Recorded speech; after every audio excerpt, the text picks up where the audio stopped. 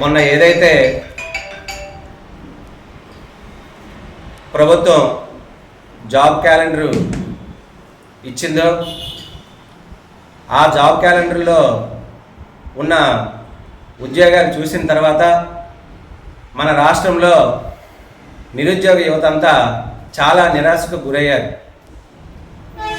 ఏదైతే గతంలో ప్రతిపక్షంలో ఉన్నప్పుడు నారా లోకేష్ గారు లక్షల్లో ఉద్యోగాలు ఖాళీ ఉన్నాయి, మా ప్రభుత్వం వచ్చిన వెంటనే అన్నీ కూడా మేము భర్తీ చేస్తామని చెప్పి జాబ్ క్యాలెండర్ ప్రతి సంవత్సరం కూడా ఇస్తామని చెప్పి 2 సంవత్సరాలు అయినప్పటికీ కూడా జాబ్ క్యాలెండర్ ఇవ్వకపోగా ఈరోజు ఇచ్చిన జాబ్ క్యాలెండర్లో 10,000 పోస్టులు మాత్రమే తీయడం చాలా బాధాకరం.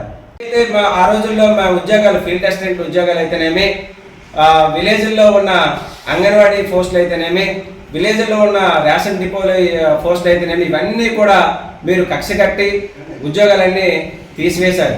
ఆ ఉద్యోగాలు ఇంచుమించు లక్షల్లో తీసేసి ఈరోజు 10,000 పోస్టులు భర్తీ చేస్తే నిరుద్యోగస్తులు ఏ రకంగా ముందుకు వెళ్తారు, ఏ రకంగా వాళ్ళ భవిష్యత్తు బాగుంటుందని ఈ ప్రభుత్వాన్ని ప్రశ్నిస్తున్నాం.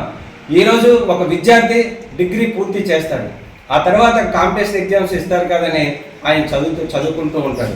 ఆ చదువుకున్న తర్వాత ఉద్యోగాలు గవర్నమెంట్ పోస్టులు తీస్తుందని వెయిట్ చేసి ఈరోజు ఉద్యోగాల పోస్టులు తక్కువగా ఉన్నప్పుడు ఆయన అవకాశాలు నాకు రావు ఏమో అని ఆయన బాధపడి ఆ యువత మానసిక పరిస్థితి కూడా మనం అర్థం చేసుకునే పరిస్థితి. కుటుంబాలు కూడా ఆర్థికంగా ఇబ్బందులు పడతాయి. వాళ్ళ హాస్టల్లో ఫీజులు కట్టుకోలేక, ఆ పీజీల్లో ఉండలేక, వాళ్ళు అక్కడ చదవాలి, ఇంటికి రావాలో తెలియని పరిస్థితి. వెంటనే ప్రభుత్వాన్ని మేము డిమాండ్ చేస్తున్నాం, ఏదైతే ఉద్యోగాలు ప్రతి శాఖలో కూడా ఎన్ని ఉన్నాయో ఖాళీలు పారదర్శకంగా ప్రకటించాలి. ఉద్యోగ తాలూకా ఏదైతే ఈ జాబ్ క్యాలెండర్ ఉందో రీషెడ్యూల్ చేసి పూర్తి స్థాయిలో జాబులు 1,00,000కి తగ్గకుండా పెంచాలి. అలాగే ఈ జాబ్ తాలూకా నోటిఫికేషన్ ఏదైతే ఉందో టైం లైన్ ప్రకటించాలి. ఈ జాబులు ఇచ్చే ప్రక్రియ వేగవంతం చేసి పూర్తి చేసి వాళ్ళందరికీ ఇవ్వాలని కోరుకుంటున్నాం. ప్రతిపక్షంలో ఉన్నప్పుడు ఏ రకంగా అయితే మీరు అవాకులు చవాకులు చెప్పి ఈ యువతను మోసం చేశారో అవన్నీ కూడా మేము ఈరోజు నిలదీస్తాము. మేము ఇవి కానీ కొంత టైంలో కానీ ఇవన్నీ కానీ ప్రకటించకపోతే మేము పార్టీ పరంగా జగన్మోహన్ రెడ్డి గారు ఏదైతే మాకు దిశానిర్దేశం చేశారో పెద్ద ఎత్తున మేము మీటింగ్లు పెట్టుకొని యువత తరఫున పోరాడడానికి మేము వెనకాడే ప్రసక్తి లేదు.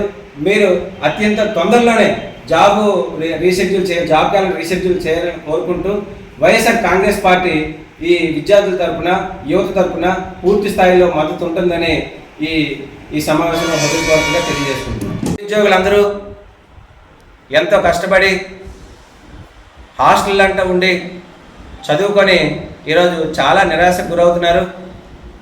జాబ్ క్యాలెండర్ని వెంటనే రీషెడ్యూల్ చేయాలి. రాష్ట్రంలో ప్రతి శాఖలో ఉన్న పోస్టులన్నింటిలో కూడా పారదర్శకంగా ప్రకటించాలి. ఈరోజు ఏదైతే మెగా డిఎస్సి ఇస్తారని చెప్పి ఈరోజు ఆ పోస్టులు కూడా లేకపోవడం, తక్కువగా ఉండడం చాలా బాధాకరం.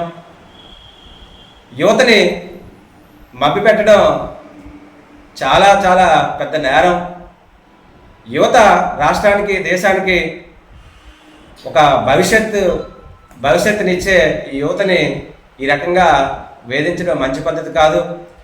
గతంలో లక్షలాది ఉద్యోగాలని చెప్పినప్పుడు ఈరోజు 10,000 పోస్టులు మాత్రమే తీశారనంటే కనీసం 5% కూడా తీయలేదు.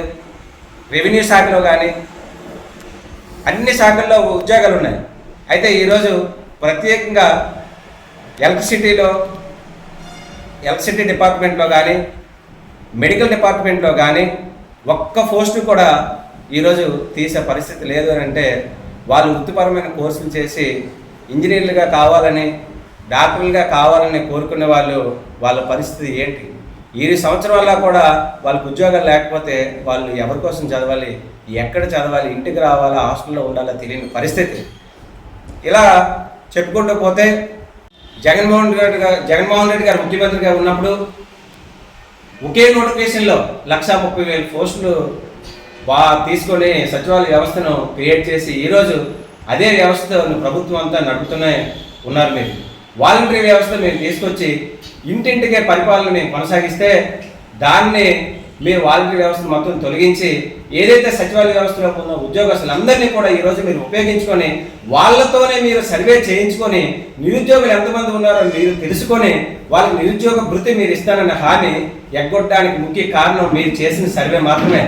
ఆ సర్వేలో నిరుద్యోగులు ఎక్కువ ఉన్నారని ఎప్పుడైతే తెలిసిందో ఈ నిరుద్యోగ భృతి అనేది ప్రతి ఒక్కరికి ఇవ్వాలంటే మనం ఇవ్వలేము అనేసి ఈరోజు మీరు యజ్ఞం చేశారు. గత 22 నెలల నుంచి కూడా నిరుద్యోగ భృతి హామీని మీరు ఎగ్గొట్టారు. వాళ్ళకి వెంటనే నిరుద్యోగ భృతి కల్పించాలని వైఎస్ఆర్ కాంగ్రెస్ పార్టీ నుంచి మేము డిమాండ్ చేస్తున్నాం. అంతేకాదు